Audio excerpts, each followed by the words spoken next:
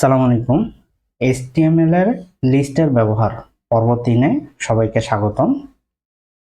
এই পর্বে আমরা ডেফিনেশন লিস্ট সম্পর্কে জানব। ডেফিনেশন লিস্টে মোট 3 প্রকারের ট্যাগ আমরা HTML এর ক্ষেত্রে ব্যবহার করি। প্রথম যে ট্যাগটা হচ্ছে সেটা হচ্ছে DL, ডেফিনেশন লিস্ট। দ্বিতীয়টা হচ্ছে DT, ডেফিনেশন টার্ম। আর তৃতীয়টা হচ্ছে ডিডি, ডেফিনেশন ডেসক্রিপশন।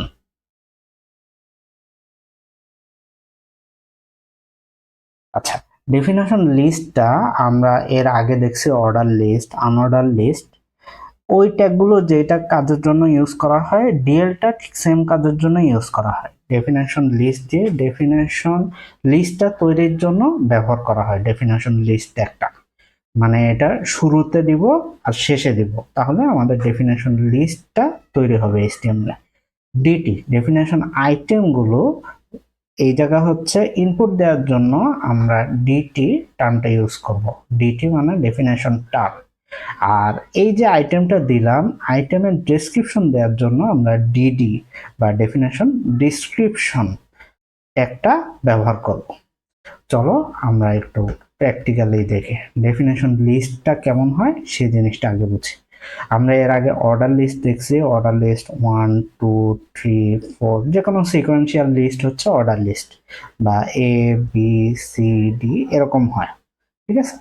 আবার আনঅর্ডার লিস্ট দেখছি, যে কোনো বুলেট যদি থাকে তাহলে ওই লিস্টটাকে আমরা আনঅর্ডার লিস্ট বলতেছি। আর ডেফিনেশন লিস্টটা কি? ডেফিনেশন লিস্টে হচ্ছে একটা আইটেম থাকবে, আর ওই আইটেমের ব্যাখ্যা যদি থাকে তাহলে তাকে ডেফিনেশন লিস্ট বলতেছি। এইভাবে লিস্ট আকারে থাকলে দেখো প্রত্যেকটা আইটেমের নাম আছে, যেরকম রাইস, রাইসের একটা ব্যাখ্যা আছে। টি, টি এর একটা ব্যাখ্যা আছে, ঠিক আছে। আবার মিল্ক, মিল্কের একটা ব্যাখ্যা আছে। এরকম প্রত্যেকটা ইউনিট দিয়ে এই লিস্টটা তৈরি হয়েছে। এই লিস্টটাকে বলা হচ্ছে ডেফিনেশন লিস্ট। ডেফিনেশন লিস্টের একটা HTML কোড আর তার আউটপুট একটু ভালো মতো বুঝি, যাতে আমাদের এই বিষয়টা সমস্যা না হয়। ডেফিনেশন লিস্টের কোড বোঝার জন্য একটু খেয়াল করতে হবে। আমরা টোটাল 3টা ট্যাগ দেখছি।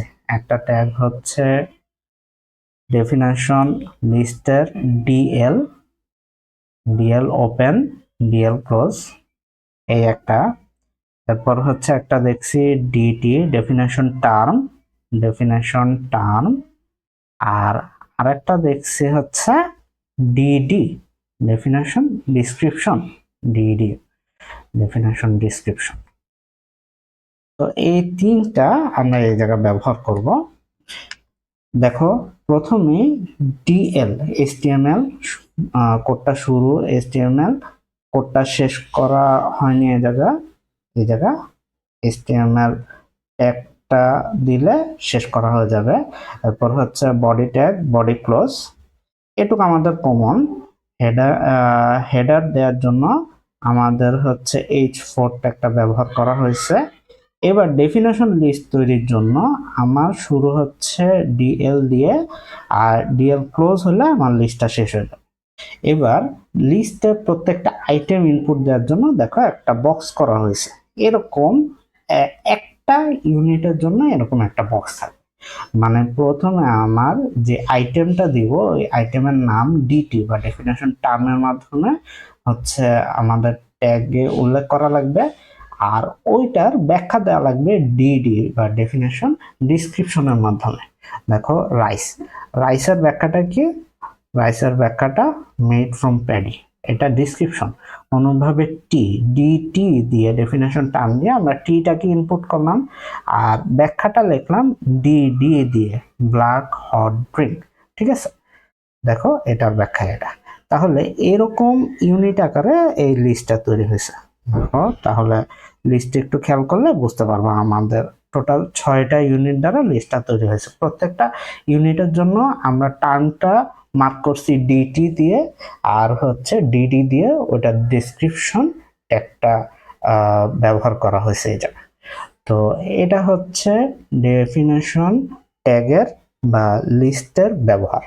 আশা করি তোমাদের কোনো সমস্যা হবে না।